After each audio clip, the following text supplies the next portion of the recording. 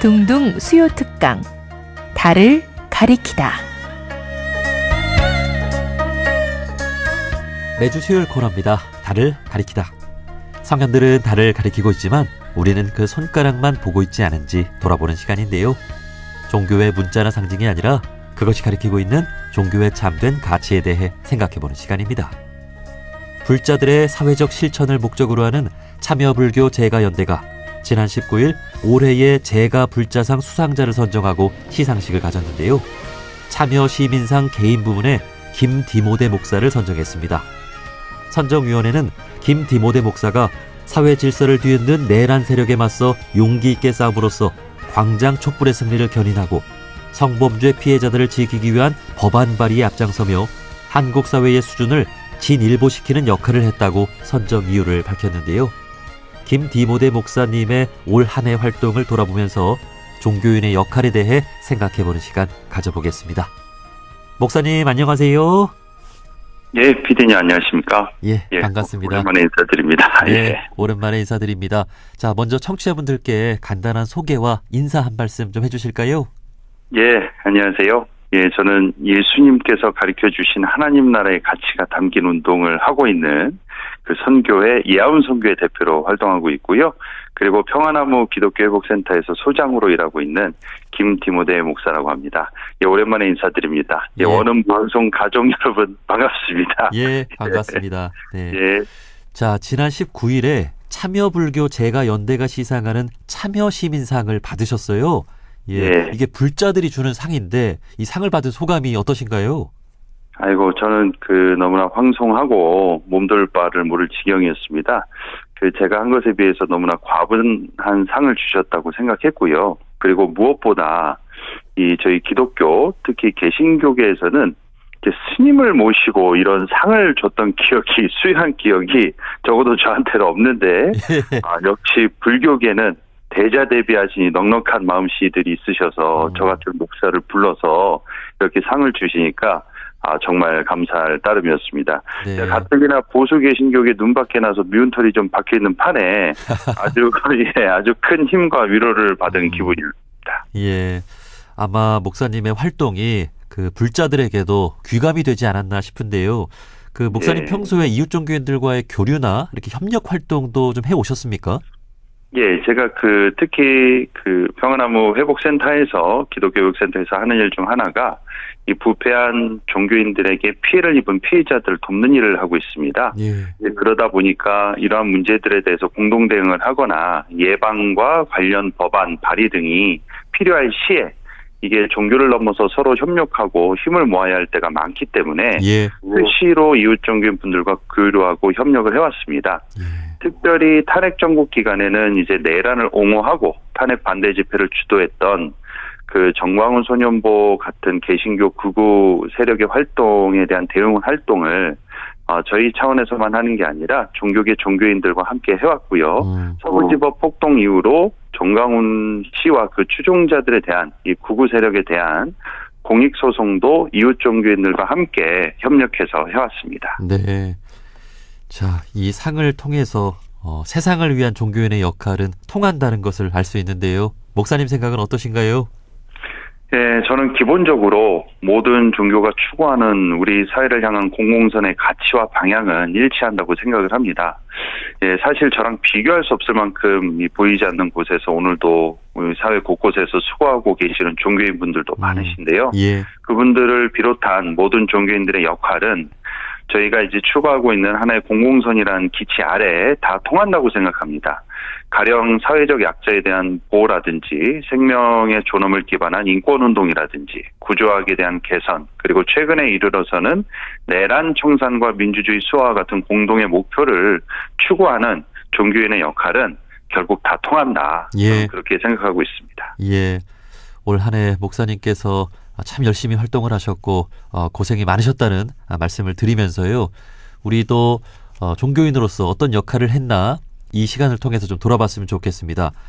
자, 참여불교 제가연대가 목사님을 참여시민상 수상을 하면서 그 선정 이유로 밝힌 것이 우선 사회 질서를 뒤흔든 내란 세력에 맞서 용기 있게 싸움으로써 광장 촛불의 승리를 견인했다. 이렇게 또 선정 이유를 밝혔는데 그 올 한 해 불법 계엄 선포 이후 사회가 참 혼란스러운 상황이었잖아요. 목사님께서 목소리를 좀 많이 내셨죠?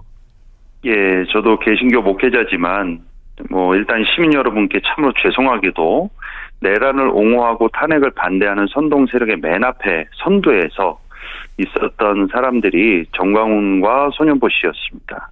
한마디로 극우 개신교 세력이 주도적인 역할을 한 게 명백한 사실입니다. 이에 대한 송구함과 더불어서 책임 있는 행동을 취해야겠다라는 생각이 들었습니다. 단순히 이들을 향해서 비판의 목소리로만 그치는 것이 아니라 범법 행위에 대한 공익소송을 저희가 이어왔고요. 극우 개신교 세력에 대해 대응하지 않으면 한국교회 자정 능력은 사실상 상실한 것이나 다름없다라는 생각으로 내란 선동 세력에 대한 법적 조치를 취해왔습니다.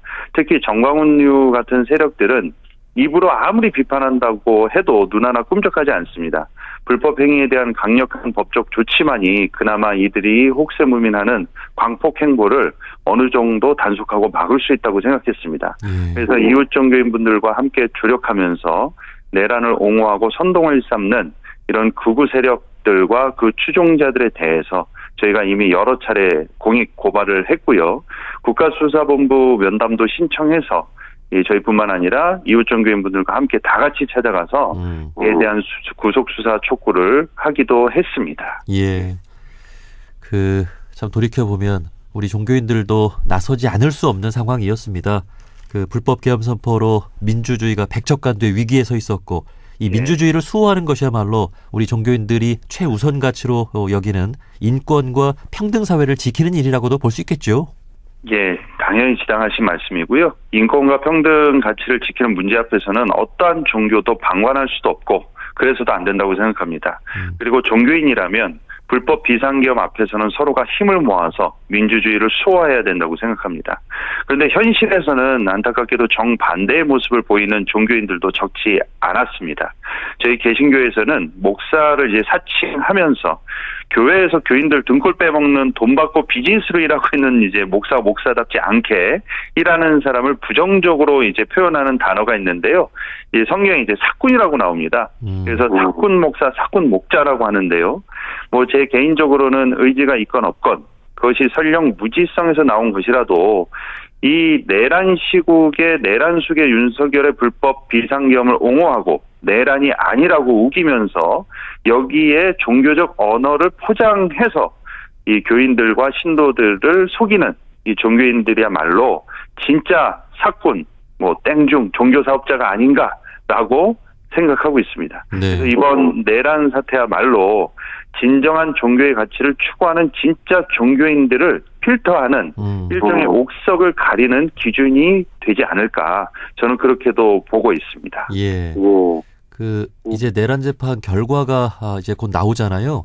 그러면 이제 극우 세력이라든지 또 여기에 함께한 또 일부 종교인들도 좀 많이 좀 수그러들고 그렇게 되겠죠? 예, 그렇게 희망하게 바라보고 있는데요. 일부는 끝까지 남아서 결사항전 한다는 듯이 이렇게 하고 있기 때문에 저희도 계속해서 지켜봐야 될 것 같습니다. 예.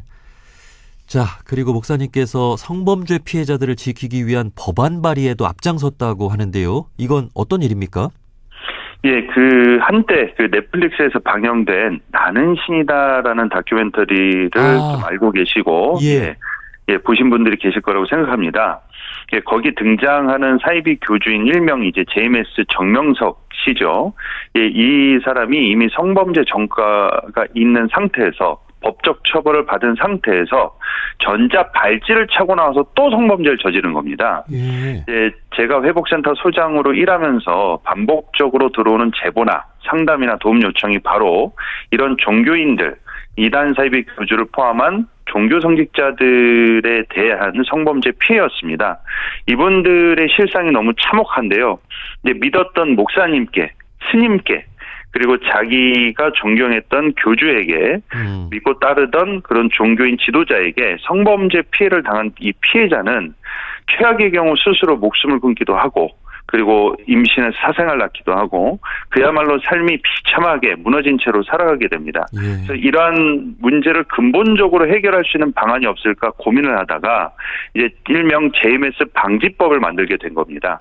그동안 성범죄를 저지른 종교인들이 처벌받지 않은 이유가 뭐였냐면 또는 솜방망이 처벌을 받은 이유가 뭐였냐면요.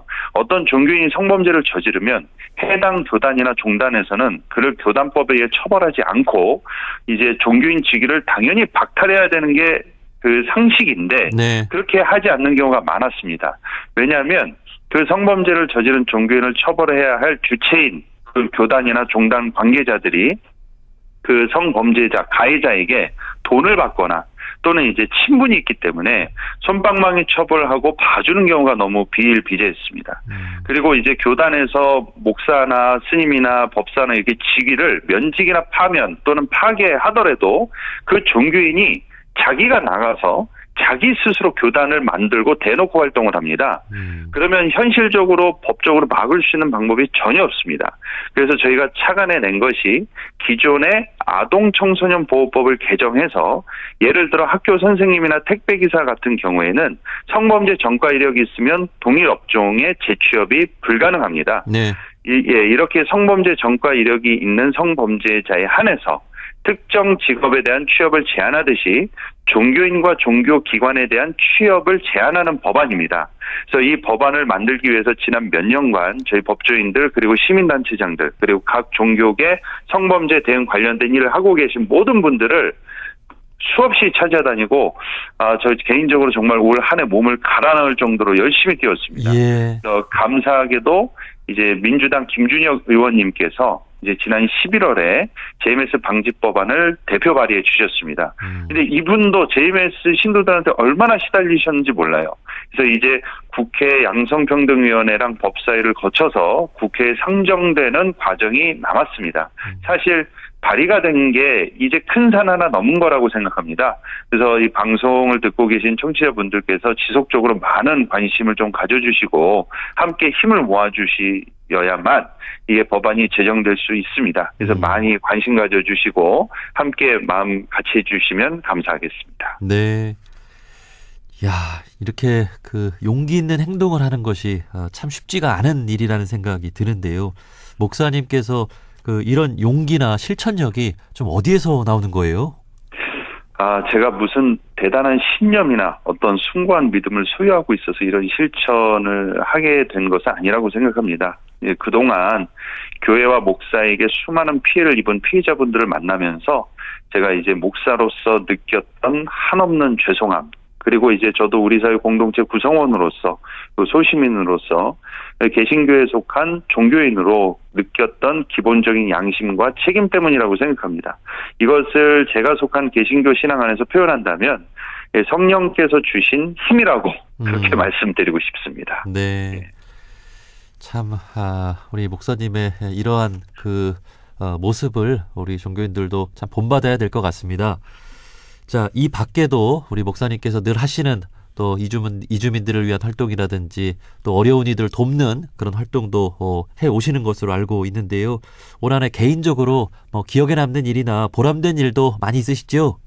예, 저희가 선교회를 통해서 구제 활동을 하기도 하는데 그 선교회의 구제 활동을 이제 받는 대상분들은 가급적이면 이제 제가 만나려고 하질 않습니다. 이렇게 도움을 주고 이렇게 마치 생색내는 잘못된 이제 인식을 줄 수 있기 때문에 가급적 피하는데요. 근데 이 평화나무 회복센터에서 일을 하면서 매번 이제 반복되는 에피소드 중에 하나지만 이 사이비 종교나 문제 있는 교회 교주에게 빠졌던 피해 교인분들이 나중에 종교적 가스라이팅에서 해방되고 벗어나신 후에 제게 이제 사과하시는 경우가 종종 있습니다. 네. 그러면서 목사님 죄송합니다. 이전에는 이 디모데 목사님이 사탄 마귀인 줄 알았는데 목사님이 종북좌파 빨갱이인 줄 알았는데 이제 눈 뜨고 보니까 목사님 진짜 좋은 목사님이셨네요. 하고 어떤 분들은 막 우시고 사과하시고 그런 분들이 계시거든요. 네. 근데 이런 분들이 제게 이렇게 물으세요. 이제 제가 앞으로 어떻게 그 예수를 잘 믿을 수 있겠습니까? 어떻게 기독교인으로서 어떻게 바른 신앙을 가지고 살아야 되겠습니까?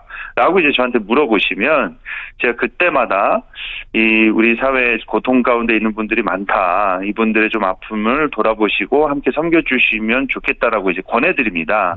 그래서 이제 제게 온 편지나 연락 온 내용 중에 가장 보람된 일이 목사님, 제가 이제 보육원에 가서 목사님 말대로 아이들을 위해서 이렇게 봉사하고 왔습니다. 홈리스 단체에 가서 배식 봉사를 했습니다. 그리고 매달 난민과 위기 청소년 아이들을 위해서 이제 기부하기로 했습니다. 그래서 이런 이 삶이 회복되고 변화되고 이제 타인을 숨기는 이런 어떤 내용들에 대해서 저한테 이게 소식을 전달해 주실 때 이런 게 너무나 이제 기억에 남고 올해 네. 큰 보람을 느꼈습니다. 예. 네. 그 종교를 잘못 만나서 잘못 믿고 또 잘못된 믿음으로 사는 것만큼 참 안타까운 삶이 없는 것 같습니다. 그 우리 목사님께서 종교 중독과 관련해서도 이렇게 상담해 주시고 그 잘못된 종교에 대해서도 이렇게 좀 그 올바른 목소리를 내고 계시죠? 예. 예. 예. 혹시 그 개신교 내에서 그런 고민을 하는 분들이 있다면 뭐 이렇게 목사님께 상담을 요청을 해도 되는 거죠? 예, 얼마든지요. 저희 그 평안나무 기독교 회복센터라고요. 예, 포털 사이트에 치시면 나옵니다. 그래서 언제든 종교 문제로 인해서 특히 이제 저희 같은 경우에는 개신교계의 교회로부터 목회자로부터 그리고 교회 내 어떤 피해로부터 피해를 입으신 분들의 상담과 법률 상담 그리고 모든 피해 사례들을 저희가 모든 것을 이제 무료로 이렇게 지원해드리고 조력해드리고 있습니다. 예. 어디 가서 법률 상담 한번 받으시는 것도 금전적 부담이 크시거든요. 그런데 이제 저희 종교 피해자들을 저희가 얼마든지 케어해드리고 있으니까요. 언제든 연락 주시고 문의해 주시면 감사하겠습니다. 네. 그 사회에 종교가 바로 서야 그 사회도 건강해질 수 있을 거란 생각이 듭니다. 예. 자, 내일이면 새해를 맞게 됩니다. 새 마음으로 새 삶을 다짐하게 되는데요. 우리 청취자분들께 새해 어떤 마음으로 맞이하면 좋을지 한 말씀 부탁드립니다. 예, 저희 성경에 이런 말씀이 있습니다. 우리가 선을 행하되 낙심하지 말지니 포기하지 아니하면 때가 이르면 거둘 것이다. 이런 말씀이 있어요. 신약성경 갈라디아서에 나오는 말씀인데요.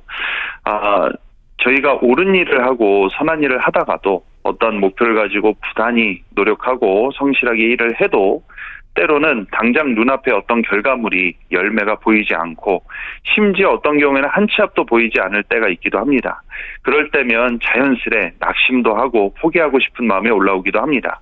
당장 시국을 봐도 마찬가지로 내란을 일으킨 세력들이 진압되는 과정이 너무나 무뎌 보이고 지지부진해 보이기도 합니다.